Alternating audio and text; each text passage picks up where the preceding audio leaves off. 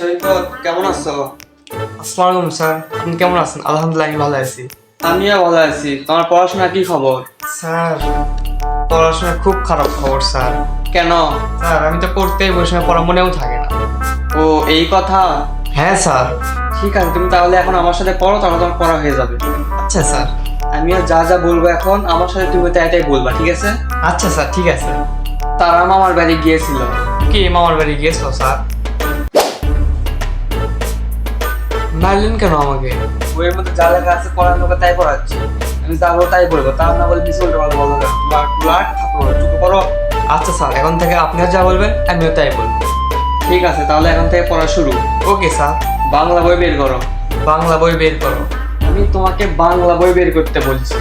আরে তোমার বাংলা বই বের করে রেখেছি। তুই আমাকে চিনিস? তুই আমাকে চিনিস? এক থাপড় মারা দিয়েছি পর।